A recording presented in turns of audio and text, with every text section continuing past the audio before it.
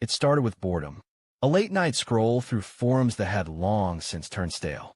Most threads were recycled memes, ghost stories no one believed, and clickbait links leading nowhere. But then, one post caught my eye. The title was strange. Do not watch past 11:59 p.m. Curiosity overrode reason. The link wasn't hosted on any mainstream site. It loaded a black screen with a single word hovering in the center. Live. No usernames, no chat box, no viewer count. Just the dim glow of a camera feed. At first, I thought it was broken. The picture was grainy, unfocused. A basement, maybe. Bare concrete floor, a single dangling bulb swaying like it had been touched only moments before. Shadows pooled thick in the corners, and though nothing moved, I felt the sense of presence, as if the lens was staring back. Then sound. A faint hum, low and mechanical like static breathing. The bulb flickered, and suddenly, the feed sharpened. My pulse skipped. Someone was there. A figure hunched in the far corner, barely visible. Knees drawn to chest, arms wrapped tight, rocking in silence. Their face was hidden behind a curtain of hair, but the longer I stared, the more I was convinced they knew they were being watched. I leaned closer to my screen, ears straining. That's when I noticed something that made my stomach tighten, scratches along the walls. Dozens, no, hundreds of them. Long, desperate claw marks scoring the concrete. And above the figure's head, written in crude, dark strokes, were 4 words that shouldn't have been there at all. We see you too. The words on the wall seemed to crawl into my skull, repeating louder the longer I stared. We see you too. I told myself it had to be a prank. Some ARG, some elaborate setup by people who thrived on unnerving strangers online. But then the figure in the corner shifted. Slowly, deliberately, their head lifted, strands of greasy hair parting just enough for a pale face to peek through. And that's when I saw it. Eyes reflecting the light in a way that wasn't quite human. Too large, too glassy, like wet marbles catching every shimmer of the bulb. They didn't blink. They just locked onto me, or rather, onto the camera. I should have closed the window right then. But something inside me wouldn't let me. It felt less like I was watching and more like I was being held in place. Then the feed widened. Not like the camera physically moved, but like the room itself stretched further into the shadows, pulling new details into view. Figures emerged, dozens of them, standing perfectly still in the darkness. I hadn't seen them before, yet they were there all along, their pale faces pointed toward the lens. Their mouths opened in unison. At first, no sound. Just the sight of jaws unhinging wider than they should, teeth glinting faintly. Then came the noise, an overlapping chorus of whispers, layered so heavily they became a vibrating hiss that shook through my speakers. I slammed the volume down, heart racing, but the whispers didn't stop. They were inside the room with me, curling in the corners like smoke, threading through the silence of my apartment. And over it all, one voice cut through, sharper than the rest, low enough that I felt it more than heard it. I froze.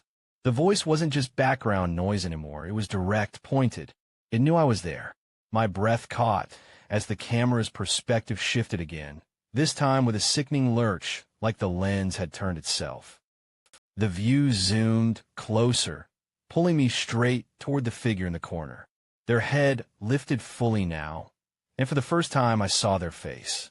It was mine, not a resemblance, not a trick of shadow or paranoia. The reflection staring through the feed was my face, same scar on the brow, same tired eyes, but hollowed, stretched, lips peeled back into a smile I didn't recognize. My mouse trembled under my hand.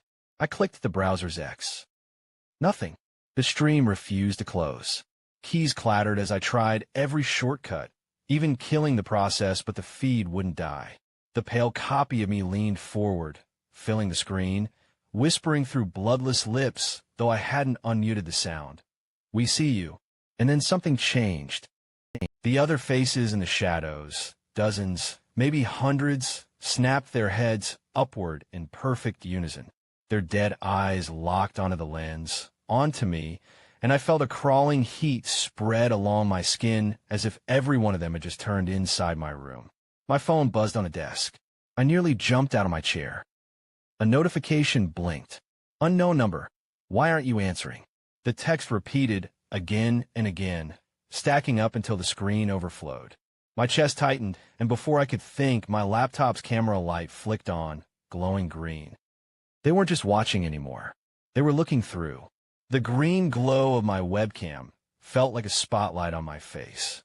I shoved a hand over the lens, but the feed didn't change. It still showed me, sitting there, wide-eyed, trembling.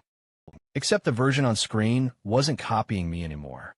It moved independently, twitching and jerking as if controlled by some invisible puppeteer. I staggered back from the desk, heart pounding so hard I thought it might tear through my chest. My phone buzzed again. Another text from the unknown number, this time with an image attached. I didn't want to open it, but my thumb betrayed me. It was a photo of my apartment door, taken from the hallway. The air thinned around me. Every instinct screamed to leave, to run, but I couldn't hear the world outside anymore. No traffic, no neighbors, just the static hiss spilling from my speakers, growing louder, deeper like a tide rising in my ears. On the live stream, the figures began to move. Not toward the camera, but toward me. Their pale faces tilted as they took steps closer, as though crossing a boundary I couldn't comprehend. The walls of their basement blurred and stretched, bleeding into the edges of my room. I grabbed my keys, stumbling to the door, but the moment my hand touched the knob, the lights in my apartment flickered. When they came back on, my front door wasn't there anymore. Just blank drywall where it had always stood. The live stream figure, my hollow reflection, smiled wider, teeth filling the screen.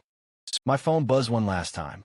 The text read, "Running doesn't help when we're already inside." And then, faintly, behind me, floorboards creaked. I spun around, every nerve screaming, but the room was empty, at least at first glance. Shadows quivered in the corners, stretching too long, pooling where no light should have allowed them.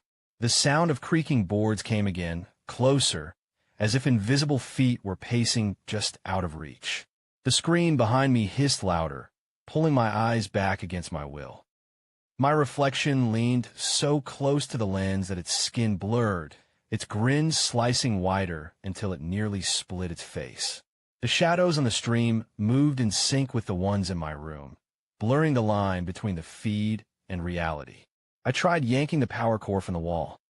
Sparks spit, the screen went black, yet the live stream remained, glowing on a monitor that should have been dead. My breath faltered. I wasn't just watching a broadcast anymore. I was part of it. Then came the knock. Soft, deliberate.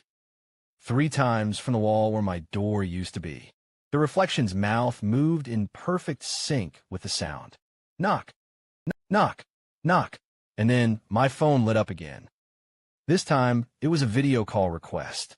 No number, no name, just the word, accept. Against every shred of reason, my finger hovered, trembling, before the call connected itself. The camera feed was my apartment, but not now. It was tomorrow. I could see myself, lying on the floor, still, eyes open, mouth slack. Behind the body, in the shadows, dozens of pale faces leaned close, watching. I dropped the phone. The stream went black. For the first time all night, silence pressed in. But in that silence, I realized the faint reflection in my darkened screen wasn't mine anymore. It was smiling.